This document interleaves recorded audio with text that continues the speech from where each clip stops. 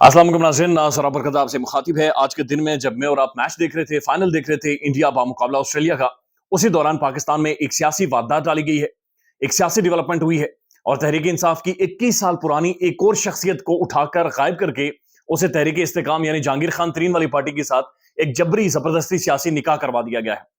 ये क्या सारा मामला है? क्यों तहरीक इंसाफ के लोगों को उठाया जाता है? किस तशद्दुद से बेचारे गुजरते हैं और उसके बाद एक दूसरी पॉलिटिकल पार्टी के अंदर बाकायदा से उन्हें डाला जाता है। अली नवाज अवान, जिनका ताल्लुक इस्लामाबाद से है, मेरे पड़ोस में रहते हैं, उनके साथ अब ये हुआ है और तकरीबन 21 साल हो गए थे उन्हें तहरीक इंसाफ में। उन्हें मानसेरा से उठाया गया, आज से तकरीबन कोई 10 से 12 दिन पहले गिरफ्तार हुए मानसेरा से, लेकिन उसके बाद अब जब बरामद हुए हैं तो जहांगीर खान तरीन और तहरीक इस्तेकाम पार्टी के दफ्तर से बरामद हुए हैं। गले में उनके पड़ा हुआ है जनाब तहरीक इस्तेकाम का वो जो झंडा है, वो जो पट्टी सी है उनके गले में पड़ी हुई है। मुस्कुरा रहे हैं, लेकिन कोई इंटरव्यू नहीं है, कोई ट्वीट नहीं है, कोई बातचीत नहीं है, कोई वीडियो नहीं है।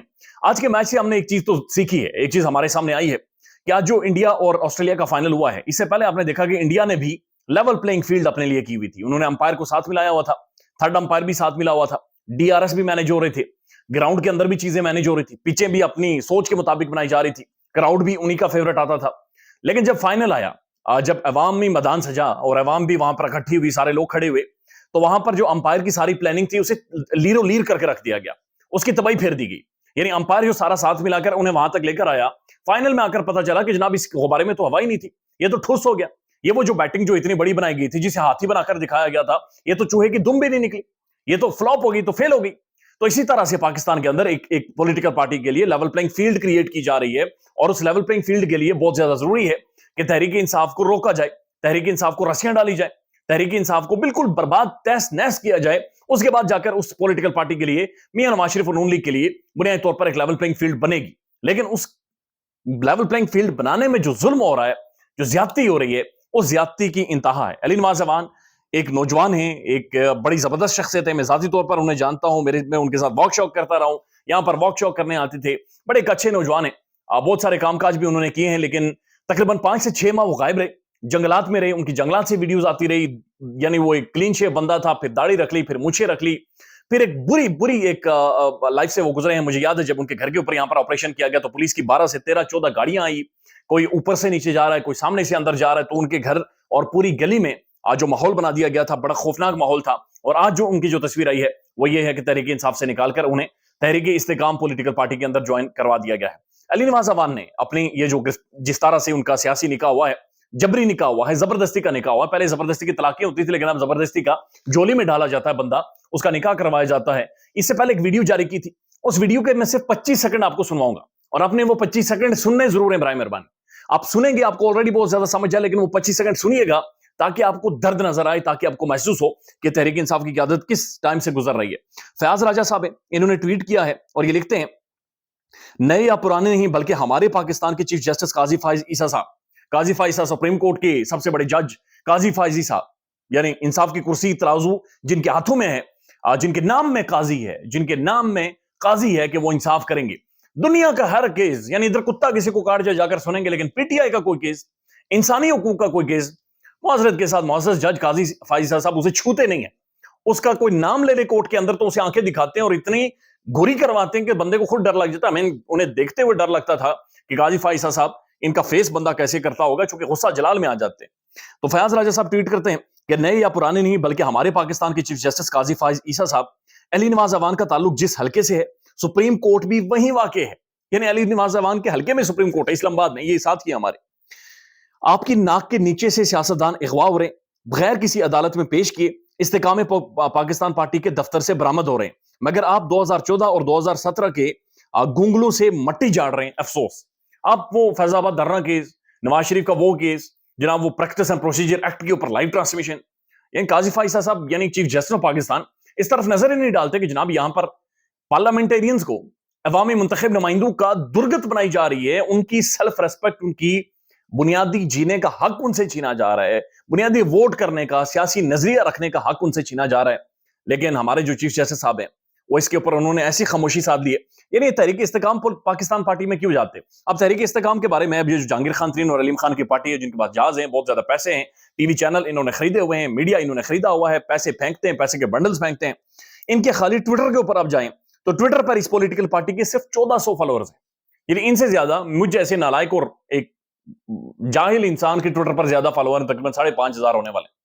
ان کے 1400 ایک پولیٹیکل پارٹی جو پاکستان کے اندر سب لوگ جا کر اس کے ساتھ مل رہے ہیں, اس کے 1400 فالوور ہیں.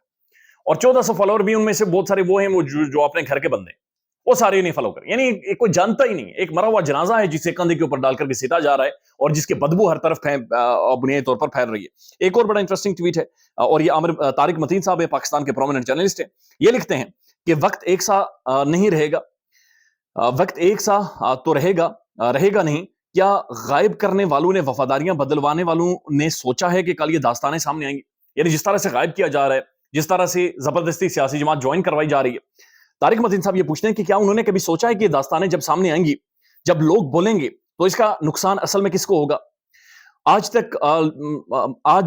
آج لوگ یقین رکھتے ہیں, کل کو تفصیلات جان کر کیا سوچیں گے؟ یہ بدنامی کس کی بدنامی ہوگی؟ ذرا سوچیں کہ یہ کس کی بدنامی ہوگی کل کو جب لوگ بیٹھ کر یہ کہانیاں سنائیں گے, کتابیں لکھیں گے, ٹی وی پروگرامز میں بیٹھیں گے, ایسے 10 سالوں بعد 15 سالوں بعد بیٹھ کر بتائیں گے ان کے ساتھ کیا ہوا. شیخ رشید بتائے گا وہ 40 دن کے در تھا, عمران ریاض خان بتائے گا 4 ماہ کے در تھا, یہ علی نواز زمان بتائیں گے یہ کیا ہوا ان کے ساتھ, کس طرح سے یہاں سے مانسیرا سے وہ غائب ہوتے ہیں, لیکن انہیں جا کر جناب وہاں پر پیش کیا جاتا ہے. تحریک استحکام پولیٹیکل پارٹی کے دفتر سے وہ جا کر نکلتے ہیں. میں صرف آپ کو علی نواز زمان کی ایک ویڈیو کلپ سنوانا چاہ رہا ہوں, اور یہ انہوں نے ویڈیو کلپ آج سے کچھ دن پہلے انہوں نے باقاعدہ سے جاری کی تھی.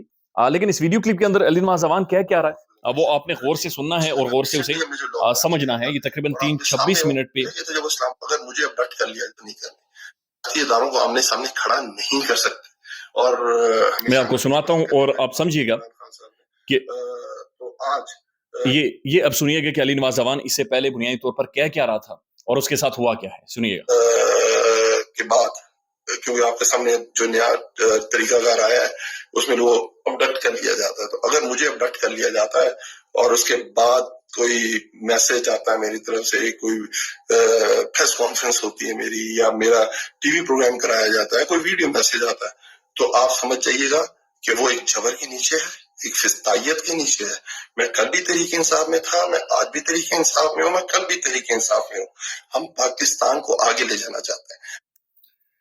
آپ نے سنا اس سے پہلے اس نے ویڈیو باقاعدہ سے ویڈیو بیان علی نواز زمان صاحب نے جاری کیا, اور انہوں نے کہا جی کہ اب اگر میرا کوئی بھی اس کے بعد ڈیولپمنٹ ہوتی ہے میرے حوالے سے تو وہ جبر کے نیچے ہوگی, فستائیت کے نیچے ہوگی, ظلم کے نیچے ہوگی. علی نواز زمان ایک نوجوان پارلیمنٹیرین تحریک انصاف کا منتخب نمائندہ, اس سے پہلے وہ غائب ہوتا ہے اور اب وہ جا کر نکلتا ہے تحریک استحکام IPP کے دفتر سے, وہاں سے برآمد ہوتا ہے.